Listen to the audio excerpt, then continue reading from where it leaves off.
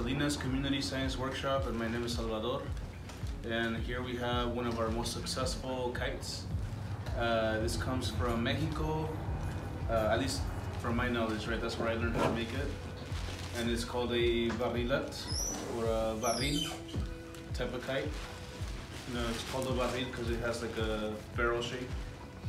So we make this with 3 dowels, a whole lot of string, and a plastic bag. The plastic bag could be substituted with a really thin tablecloth. It could be newspaper that's paper mache together or glued together to make a big enough, I would call this a sail, I think. And yeah. Alright, so this is how we build it. So we start with 3 dowels. They gotta be 3/16 and 4 feet. 3 foot will work, but the bigger the better, so it can catch more wind. And these kites particularly fly really well, even with little wind, as long as you be patient. So we're gonna measure and mark the center. So these are 48, 24.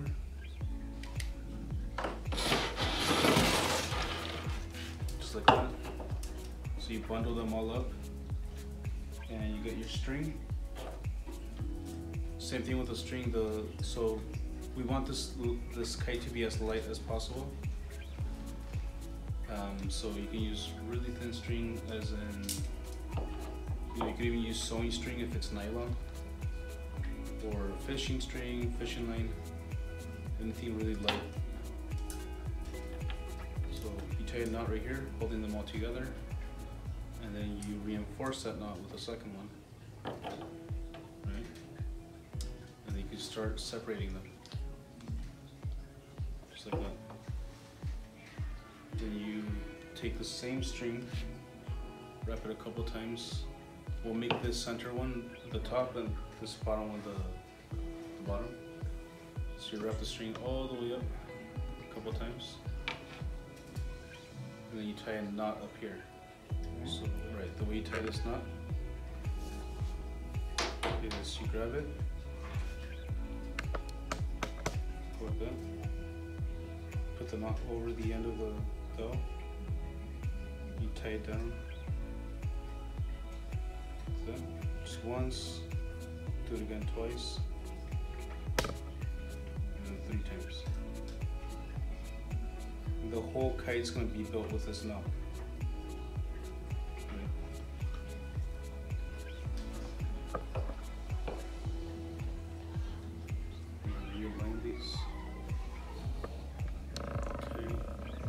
And now you start making the body of the kite. So the spacing, it doesn't really matter a whole lot as long as you stay consistent, right? So I'm gonna make a wider one, a wider kite. So I'm gonna make a wide triangle right here. I'm gonna carry this string over, and you don't want to bend this, right? You want to just loosely tie it right here.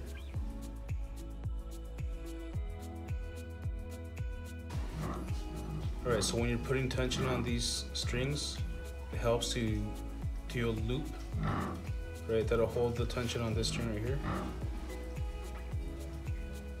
And then you grab and you make a, what would you call this kind of knot? I have no clue, right? Just go like that. You can almost call it an underhand knot. There it is. So you do that, make a loop. Put the loop over the dowel, and you just pull. On this end. So again, once, twice, and 3 times. Just like that. The reason you want it to be nice and loose is so that you can slowly start adding tension to it. And by creating tension right here, in theory, this angle and this triangle should be the exact same size and angle as this one right here.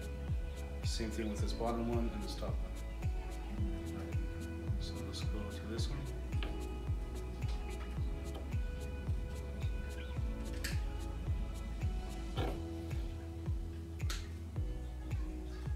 Okay, I want to eyeball. Make sure these are the same size. Grab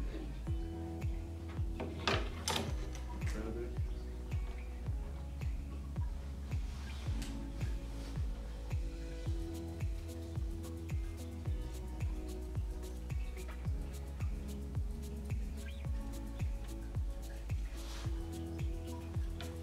So these two points right here set the geometry for the rest of your kite. So now as long as you hold tension on these without bending them, all these should be spaced out pretty evenly.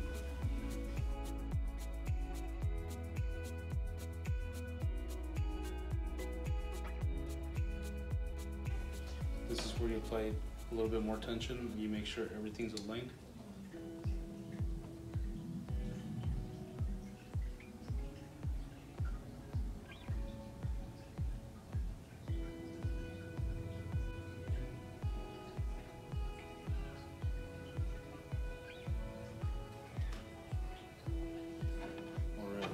So there it is. Now you want to connect all the points and create this, it's almost like a net. It's going to hold the plastic or whatever material you have. It'll hold it up against the main frame of the kite, and it'll make it so you can catch more wind, right? If there were huge holes here, the plastic would be able to just slip right through, and it would put too much force, too much tension on these dowels. So you want to connect every single point you can. You only got to do it once. Okay. So that one to that one. From here is going to go across this way.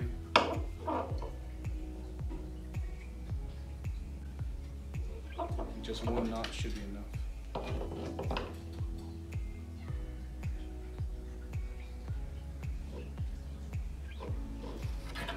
Okay, there's that. And then we can do the same starting here. So we're going to skip over to this video.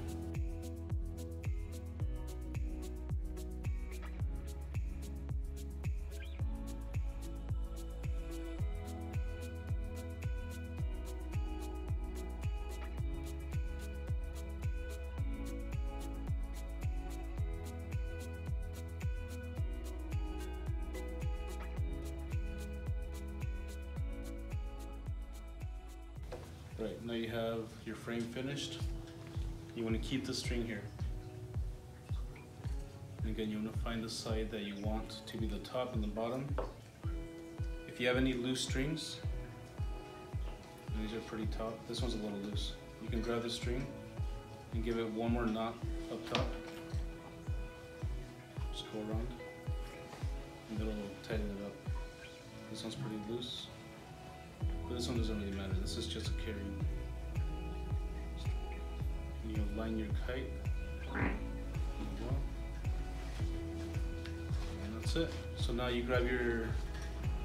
So you're gonna do the exact same thing with the string, right? You're gonna make these little knots.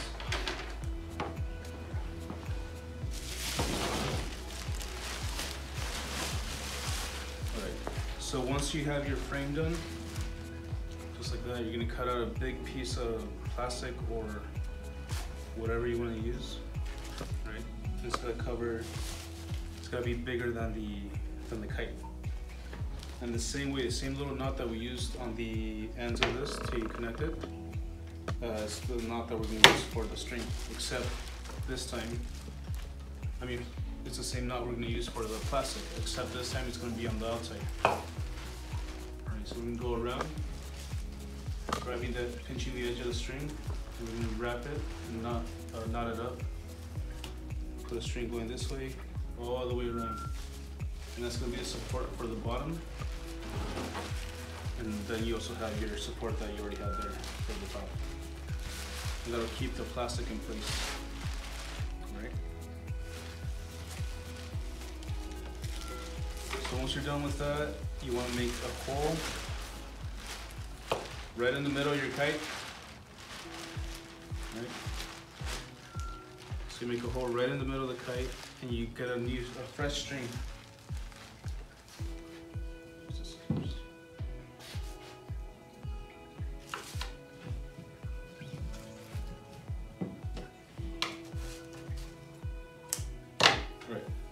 So you get a really long piece of string, right?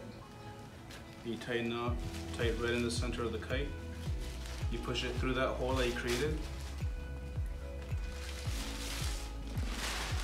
Then you bring it over on this side, and you tie it to the top of your kite, right? And that'll be your primary support, right? That's what's going to keep your kite at the appropriate angle and all that stuff. Then we can add, these are optional right here. You can add these secondary strings, and that'll stop it from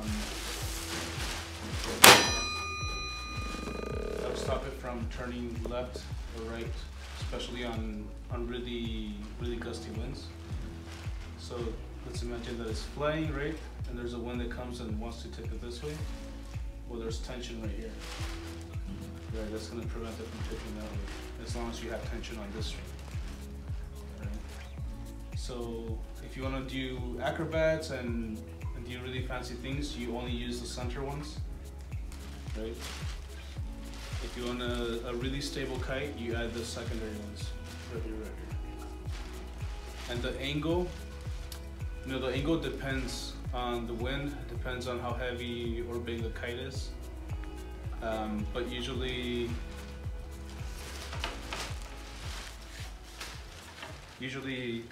an angle that allows you that gives you a pyramid, right? That's a little bit offset towards the front is better. I don't know the exact angle for this, but you want this knot to be a little tiny bit more towards the front. You can adjust it by the same knot that we used, right? You can tug the string up and tie it up to the front and pull it forward a little bit or loosen it, and that'll help you adjust where the tension is being pulled and the angle of the kite. So some winds require more angle, some higher winds require less angle. And this angle also affects how high your kite goes. So it'll go really high if it's nice and shallow, but it'll be harder to stay up. And yeah, if it's a more aggressive angle, it'll be easier to pull up, but it won't go that high. It'll kind of stay flat. And then after that, we have our kite, right? And it's really unstable. Imagine this is your string right here, this is your kite, and the wind's blowing down. It's really unstable until you add a drag or some sort of tail, right? Once you add a tail and there's wind tugging on this, you can see it's a lot more stable. It has a direction it wants to go now, right? So that's why we add on the opposite end. Here's the top right here. On the bottom, we add a huge long tail. And this should be at least 20 feet with at least 10 strips of plastic.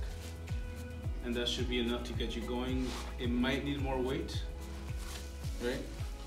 You can see how long this is. Look at that. So it's really long, right?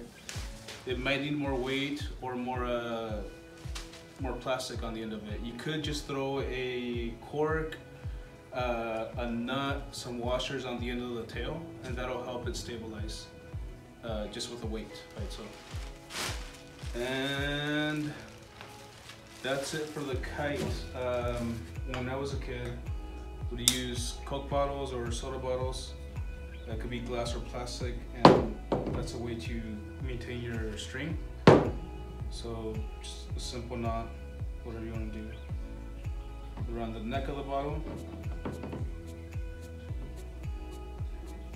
And this way kids have you don't have to buy these pre-made kite string holders.